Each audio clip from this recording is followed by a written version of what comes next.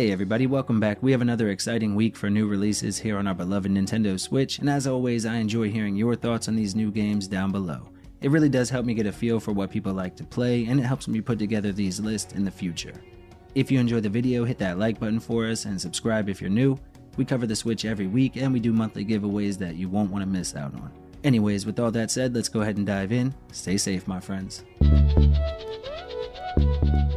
Alright, we'll start today with GrimGrimoire OnceMore, which is a single-player narrative-driven strategy title from NIS America with a download just under 1 gig, and it's a remaster of a game that was released originally in the early 2000s. In this one, we play as a young female student attending a magical academy, and it's basically broken down into 2 distinct sections, giving players a tower defense style gameplay loop between the story segments, and there is a difficulty slider for those that find the game just a bit too tough by default. There are also a ton of upgrades to unlock as well, and all of the enhancements that were added for this version are a nice addition, but sadly there's no touchscreen support, which is a huge miss. If you're interested in GrimGrimoire OnceMore, it released on April 3rd with a price of $49.99. Up next we have Road 96 Mile Zero, which is a single-player adventure title with a download around 3.6 gigs, and this is the prequel to the previous title, Road 96. In this one, we follow 2 main characters, and your decisions throughout the game will ultimately determine where they end up by the end. Now, the original was a very heavy narrative-driven game where your choices mattered as well, but Mile Zero adds in these new musical gameplay segments, and they are a nice change of pace. And if you feel that they're just too difficult, or you're mostly here for the story, you can actually skip them, so no worries there. The game does offer a few collectibles that you can find along the way as well, and once again, this is a story that's better suited for older gamers. If you're interested in Road 96 Mile Zero, it releases today, April 4th, with a price of $12.99. Curse of the Sea Rats is a hand-drawn Metroidvania with local co-op for up to 4 players, and it comes in with a pretty hefty download around 6.6 gigs. The story follows a cursed group of pirates after a witch turns them into rats and steals the Admiral's son. You can pick between the 4 playable characters, each with slightly different playstyles, and while the game can be tough in some spots, it's never overly complicated, and the addition of co-op always makes it a little easier. The controls feel great, but I do wish the map was a bit easier to read, and some of the dialogue kinda missed the mark for me. However, the game is a blast, and again, having 4-player co-op in a Metroidvania is a nice way to set it apart from the slew of games in the genre that are already out there. If you're interested in this one, it released today again, April 4th, for $19.99, and remember, we're doing a giveaway here on the channel for digital copies. Next we have Batora Lost Haven, which is a single-player top-down adventure game with a small download around 400 megabytes, and it should offer roughly 8 to 10 hours of gameplay.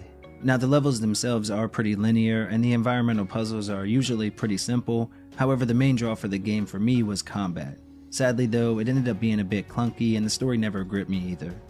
Now, at the start of every level, you can augment the gameplay a bit with different runes that you can equip, and this does help out, but overall the pieces just sort of never came together. At least not for me. If you're interested though, it does release on the 6th for $24.99. I would suggest waiting on a deep discount. Up next we have Melon Journey Bittersweet Memories, which is finally coming to the West with a proper release, and this is the sequel to a game that was made for itch.io a while back. Now, while the first game was a short experience, this one here is a full-fledged release, and for the most part you'll be exploring the world and talking to NPCs to uncover the story of the game. Now, the story itself is set in a strange town where melons are outlawed and people seem to keep going missing.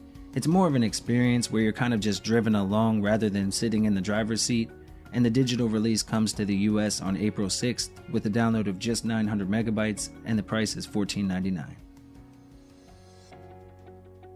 Up next we have Dungeons of Aether, which is a single-player strategy roguelike with a small download under 200 megabytes, and it offers roughly 6 to 8 hours of gameplay on average.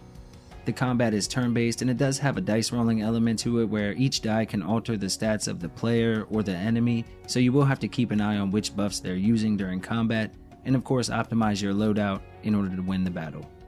It plays out a lot like a standard dungeon crawler, only it does require a bit more strategy to work your way through, and it does have a gorgeous graphical design with music that is top tier. If you're interested in Dungeons of Aether, it releases on the 6th with a price of $14.99 here in the US. Alekon is a single-player game where the main objective is to explore and capture pictures of all these weird places and creatures scattered about the game world. Now at the start of the game, you're traveling almost like an on-rails style game, where you try to get the best pictures and earn more points towards your creativity score. Once doing so though, you can unlock the free roam option and then really explore the levels to the fullest. On top of that, each creature that you capture returns to the hub area where you can interact and talk with them, and in addition to all of this, there are also some minor puzzles and mini games that you can find as well.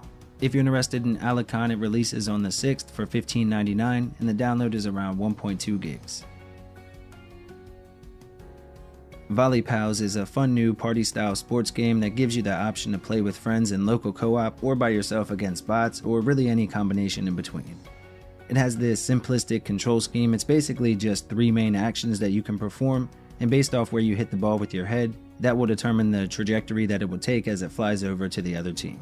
One thing I really love is how the game uses the edges of the screen as a barrier and not something that stops the gameplay altogether. It just bounces off and then you just keep rolling. Perhaps the coolest part of the game though are the levels themselves. Each one has its own list of hazards or random power-ups or different things that you can do, and you'll have to manage that as well. It's a really cool game and it releases on the 6th for just $6.49 with a small download around 320 megabytes. Next we have Witch Explorer, which is a cool new single-player mashup of shoot 'em up and tower defense games. It has a download around 330 megabytes and offers maybe 5 to 6 hours of gameplay on average. Now the story centers around a young female protagonist named Tia as she sets out to explore the Cave of No Return. Now while doing so, her magically animated companion will stay home and tend to the shop. The gameplay loop has 2 main level designs, with both starting off pretty simple, but they do get more advanced as the game progresses, and it does have a grid-based movement design for the tower defense sections. It does give you more freedom to move around during the shmup parts though, and it's a cool little game, and it releases again on the 6th for just $19.99 here in the US. The Library of Babel is a single-player stealth platform adventure title from Tanuki Game Studios, and it offers an immersive story that is set in a distant future, long after humanity has been taken over by advanced robots. We play as a guy called a Seeker that's sent to investigate a murder, and our main character has a particular distaste for violence, so stealth is the way to go. The environments look gorgeous, but they can be deadly with traps and enemies scattered everywhere, and it's pretty difficult. In fact, I haven't had the chance to beat it quite yet. If you're interested in the Library of Babel, it comes out on the 7th for $18.99 with a download around 4.5 gigs. Alright, and we'll close off today's episode with Fusion Shift, which is a unique single-player action platformer, and what makes it unique is that you control a little alien, and you have the ability to take over the enemies that you see on screen. Now the goal of each level is simple, just take them all out one way or another, and then move on. If by chance the host happens to die, you just pop out, and then you have to take control of someone new. Now the game has 3 worlds with 9 levels or so in each of them, and while the gameplay is pretty fun, the biggest downside is that the entire game is just about 30 or 45 minutes, and it's never really too difficult, so you can kind of blast your way through with no issue. It does offer a bit of replay value though, and again the main gameplay loop is a lot of fun, and it controls well. If you're interested in this one, you can pick it up on the 7th for just $3.49 with a download under 100 megabytes. Alright everybody, thank you all so much for watching, we really do appreciate it.